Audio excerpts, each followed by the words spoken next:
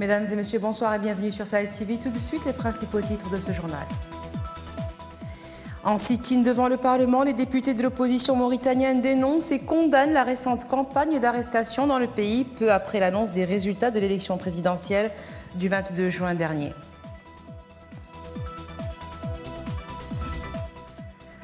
La Banque centrale de Mauritanie sensibilise les acteurs nationaux sur l'importance de l'inclusion financière pour le développement économique et social.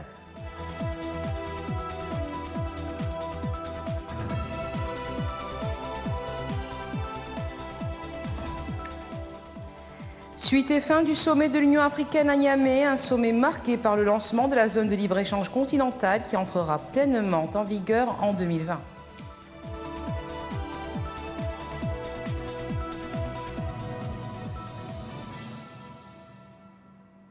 Merci d'être avec nous. Nous commençons ce journal par la bonne nouvelle météorologique. Des pluies ont été enregistrées dans de vastes zones du pays au cours des dernières 24 heures. Ces averses ont touché d'importantes zones des wilayas des deux Hall, Sharq et Gharbi, ainsi que de l'Assab. Les récentes prévisions météorologiques avaient évoqué l'éventualité d'orages accompagnés de pluies sur l'extrême est mauritanien ce week-end. Le président de la République, Mohamed Ould Abdelaziz, qui est en fin de mandat, a reçu aujourd'hui en audience les présidents et membres des institutions islamiques en Mauritanie. Il s'agit de l'Association des Ulama de Mauritanie, de l'Union nationale des imams de Mauritanie, du Forum des Ulama et imams pour le soutien du prophète, paix et salut sur lui, du regroupement culturel islamique de Mauritanie et de l'Afrique de l'Ouest, en présence d'Ahmed El Dahoud, le ministre des Affaires islamiques et de l'enseignement originel. L'ordre du jour de cette réunion n'a pas été révélé par la présidence de la République, mais certains médias locaux croient savoir que cette réunion a trait à une évolution dans le dossier du blogueur Mohamed Cherhoun Khayataya. Des députés de l'opposition mauritanienne ont dénoncé et condamné la récente campagne d'arrestation dans le pays, peu après l'annonce des résultats des élections du 22 juin.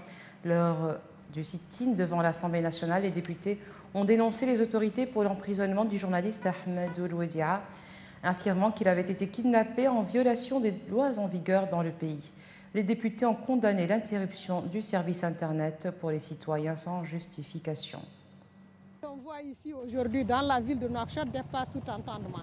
Qu'on soit amené à voir partout des voitures de l'armée avec des 12-7 pointés vers la rue, avec même les bérets rouges, comme une situation que nous n'avons pratiquement pas connue par le passé. Et on ne sait même pas pourquoi cela. Personne n'arrive à justifier ce qui se passe aujourd'hui dans la ville de Nouakchott et un peu partout dans le pays. Sensibiliser les acteurs nationaux sur l'importance de l'inclusion financière pour le développement économique et social et l'utilisation généralisée des services financiers formels sur un thème qui a été traité lors des travaux d'un atelier qui s'est ouvert ce matin à Nouakchott. La rencontre est organisée par la Banque centrale de Mauritanie avec le concours de l'Alliance mondiale pour l'inclusion financière. Un reportage de Cyril Sidibé. La présentation des grandes lignes du cycle de la stratégie nationale d'inclusion financière SNIF, la démonstration du rôle primordial qu'elle joue dans la garantie d'une approche stratégique cohérente et mesurable pour la promotion de l'inclusion financière, c'est le contenu des travaux de cet atelier de 2 jours. Nous croyons fermement que l'inclusion financière joue un rôle majeur dans l'intégration des personnes non bancarisées et financièrement marginalisées dans l'économie formelle. En effet, en stimulant la création d'emplois, l'auto-emploi, l'entrepreneuriat, l'inclusion financière contribue à la réduction de la pauvreté, rend les pauvres moins vulnérables aux chocs financiers, réduit les inégalités économiques, améliore le niveau de vie de tous les segments de la société et contribue à la stabilité financière. Dans son mot d'ouverture, le gouverneur de la Banque centrale de Mauritanie a indiqué que le financement inclusif constitue un moteur de croissance économique et un indicateur fiable d'orientation des politiques de développement. À ce titre, a dit Abdelaziz Ould Dahi, le financement inclusif offre des opportunités aux franges sociales démunies et vulnérables.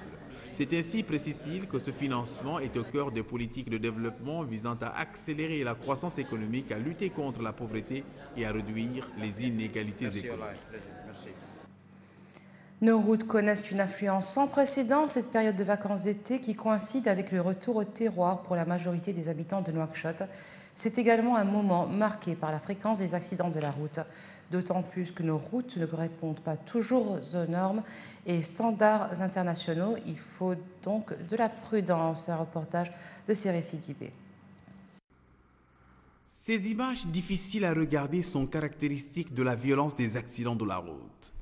En Mauritanie, la route tue presque tous les jours. La plus meurtrière d'entre elles est la route de l'Espoir, l'une des voies les plus fréquentées du pays. Je roulais à une vitesse moyenne. Aussitôt, j'ai entendu un bruit dans le véhicule. C'était dû aux crevasses sur la chaussée. Le goudron doit être fait de manière convenable pour éviter de tels désagréments. Le pic de ces accidents est enregistré surtout pendant l'hivernage qui coïncide avec les grandes vacances, en moment de grands mouvements de la ville vers les villages de l'intérieur du pays. L'excès de vitesse, la vétusté de route sont entre autres raisons qui expliquent la fréquence de ces accidents. Je crois que les causes des accidents, surtout sur la route de l'Espoir, sont dues d'abord à l'état de cette route. Sa forte fréquentation par les usagers, à cela s'ajoute l'étroitesse de la chaussée, si bien que deux véhicules passent difficilement en même temps dans les deux sens. Chaque année, ce sont des milliers de familles qui sont endeuillées par les accidents de la route. Parmi les victimes, des Mauritaniens et même des étrangers, parfois venus pour découvrir le charme de notre pays. Les autorités ont tenté vainement à plusieurs reprises de mettre fin à cette situation à travers la répression, mais également des campagnes de sensibilisation. Mais force est de constater que la route tue en Mauritanie, qu'elle soit interurbaine, périurbaine ou urbaine. Sommet de l'Union africaine au Niger. Cette année, les pays membres de l'Union africaine ont lancé symboliquement hier à Niamey la phase opérationnelle de la zone de libre-échange continentale africaine, la ZLECA. Cette dernière doit constituer un pas vers la paix et la prospérité en Afrique et devenir le plus grand espace commercial au monde. L'entrée en vigueur du passeport unique africain était aussi à l'ordre du jour. Plus de précisions avec Hamaoula Diagana. L'entrée en vigueur de la zone de libre-échange continentale africaine, ZLECAf, est l'événement le plus important dans la vie de notre continent depuis la création de l'OIA, Organisation de l'Unité africaine, en 1963 et sa transformation en unité africaine, a affirmé le président nigérien Mahamadou Issoufou. Le lancement officiel de la zone de libre-échange continentale africaine, ZLECAf, marquera-t-il l'entrée en vigueur imminente du passeport unique africain? C'est la question que se posent de nombreux Africains, tant la libre circulation des personnes sur le continent n'est pas une sinécure dans un contexte où les pays souhaitent accroître leurs échanges commerciaux. Selon l'indice de la Banque africaine de développement, le continent africain se caractérise par une faible mobilité interne des populations. À en croire ces données de la BAD, les Africains ont besoin de visas préalables pour voyager dans 55% des autres pays africains. Ils peuvent obtenir des visas à l'entrée dans seulement 25% des autres pays et n'ont pas besoin de visas pour voyager dans seulement 20% des autres pays du continent. Pour de nombreux observateurs, l'entrée en vigueur d'un passeport unique africain s'impose avec acuité. Ce d'autant plus que ce document permettra aux Africains de voyager sans visa, ce qui faciliterait la circulation des populations à l'intérieur du continent. Le passeport panafricain a été lancé en juillet 2016 lors de la cérémonie d'ouverture de la 27e session ordinaire de l'Assemblée de l'Union africaine à Kigali.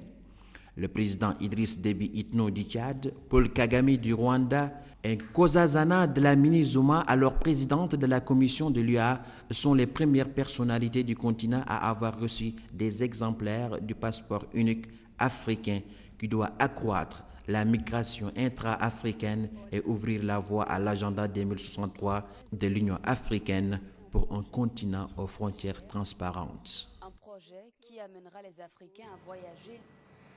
La haute représentante de l'Union européenne pour les affaires étrangères et la politique de sécurité, vice-présidente de la Commission européenne, Federica Mogherini, entamera demain une visite dans la région du Sahel. C'est ce qu'a annoncé aujourd'hui la Commission européenne. Lors de cette visite, Mme Mogherini participera à la réunion ministérielle annuelle Union européenne G5 Sahel et rencontrera plusieurs chefs d'État ainsi que des partenaires européens, des représentants de la société civile et des communautés locales. Objectif: contrer la menace persistante des groupes djihadistes dans la région sahélienne et renforcer le soutien politique et financier aux pays du G5 Sahel, à savoir le Mali, le Niger, le Burkina Faso, la Mauritanie et le Tchad. La Fédération mauritanienne de football a qualifié de bilan positif la participation de l'équipe nationale de football à la Coupe d'Afrique des Nations à laquelle elle vient de prendre part. Les Mourabitoun ont été éliminés dès le premier tour de la compétition qui se déroule actuellement en terre égyptienne. Retour à Ahmed Diagana.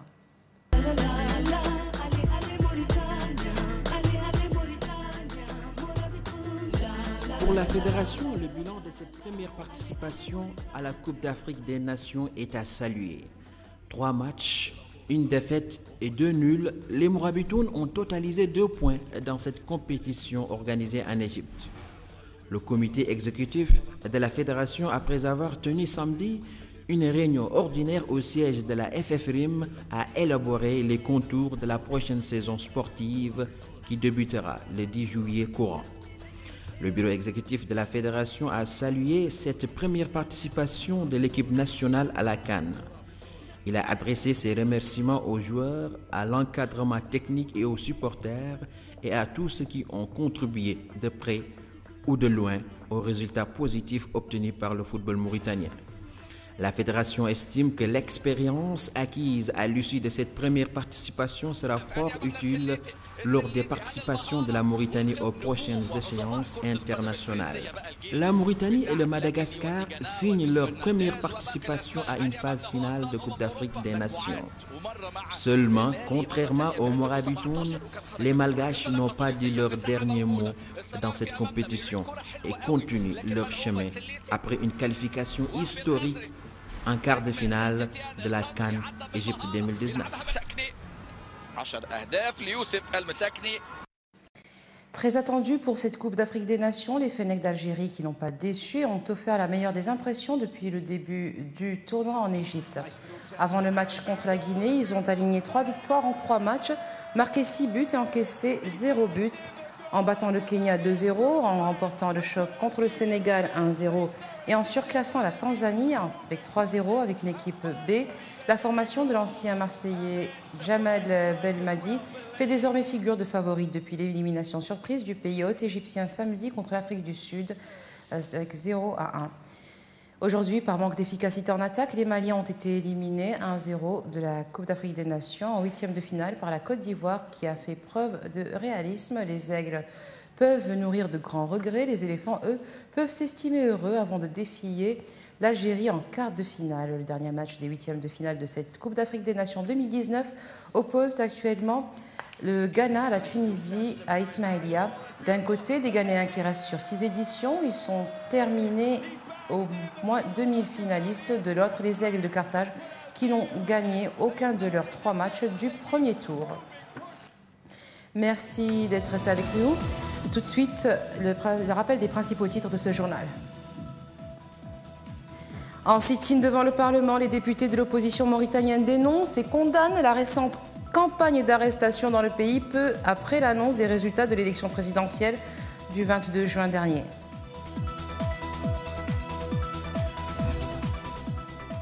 La Banque centrale de Mauritanie sensibilise les acteurs nationaux sur l'importance de l'inclusion financière pour le développement économique et social.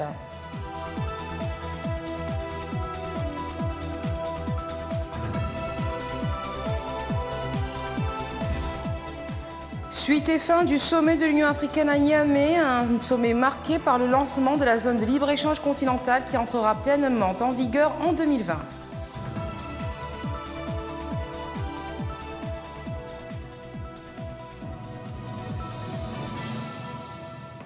Merci d'être resté avec nous. Excellente fin de soirée sur Sahel TV.